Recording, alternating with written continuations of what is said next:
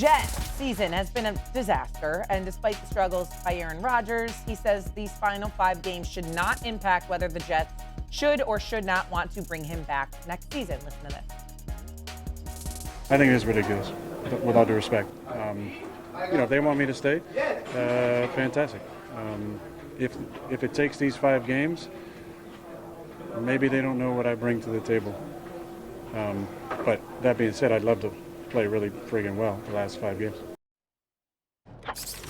Somehow, the Jets have found ways to lose, quite literally, the last few weeks. But Rodgers says he has nothing more to prove. Do you agree? No, I don't think he has anything left to prove because I don't think he has anything left in the tank. The resume is done. This is it for Aaron Rodgers. Not just with the New York Jets, but this is it in the NFL. We're not going to see him in the NFL playing for any team in 2025 and beyond. I can't look at a place, at a potential landing spot that makes sense for Aaron Rodgers. So what we'll be talking about 5 years from now is him waltzing into the Hall of Fame and wondering why a 4-time MVP has only been to 1 Super Bowl. Ooh, Mina. That's what we're going to be wondering. Strong. Yeah, it's a shame Dan left, right? Because I think we're going to get a lot of agreement here, and we might have been able to go at him a little bit on this topic. My feeling about Rodgers is, in regards to his legacy, he remains one of maybe the most talented quarterback at his peak that I have ever seen play football. But he's not going to be in that conversation, obviously, with Tom Brady, Montana, because of the playoff success, which Chris talked about. Those are 2 different conversations with regards to greatness. There's accomplishments, there's talent and ability. As far as what he would have left to prove, I'm with Chris. I think just watching him play this year, I don't see him building on that playoff resume moving forward because it would take him to be, he would have to be like an incredible situation like, I don't know, Detroit, and that's just not going to happen. So whether or not he plays moving forward, obviously it's up to him. I don't think he's going to add to how we view him, to put it kindly, with continued play.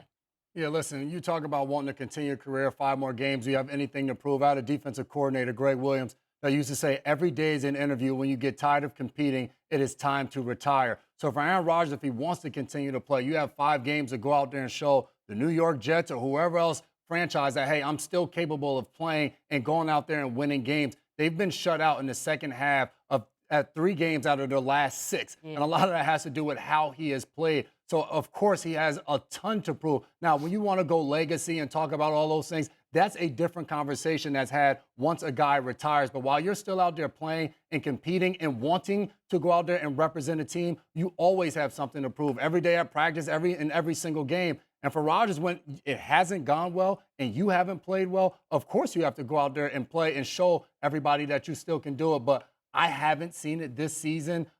They have all the talent. We talked about it, and it just hasn't fallen into place. I can't see him being a bridge quarterback. I hate to put it this way because I do feel like it's a little bit of low-hanging fruit, but the Jets have had issues at the quarterback position. This is not new information. The grass isn't always greener. So is there a world where the Jets, for consistency purposes, do bring Rodgers back next season?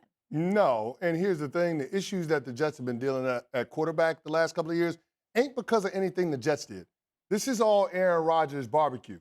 This is his world. They're just living in it. I call him the Pharaoh of Florham Park because you got Nathaniel Hackett as the offensive coordinator. The only reason he was there because of Aaron Rodgers. Yeah. They decided with a losing record they were going to trade for Devontae Adams, and things seemingly got worse after they made that move. They've done everything that Aaron Rodgers has wanted. Even in the initial first season with Rodgers, they got Randall Cobb. They bought over Billy Turner. They got all of his friends to come play with him. Alan Lazard. They did all of that. Yeah. So this is all on Aaron Rodgers. And to sit here and blame the New York Jets for Aaron Rodgers' mess, what he created, I'm not going to do that on this show, even though the Jets as an organization have proven themselves to be a joke. Yeah. I just don't see them bringing him back. New general manager, new head coach. I mean, I'll let you go. I just feel like it's new energy, new regime. You start over. I agree with you guys. And financially, if they do bring him back, it would be a massive cap hit that would be triggered the following season, which you definitely don't want on your books, in 2026 and beyond, which is what would happen. So I see them parting ways as well. Chris, I thought, made excellent point about Aaron Rodgers' decisions leading to a lot of the product we're seeing on the field.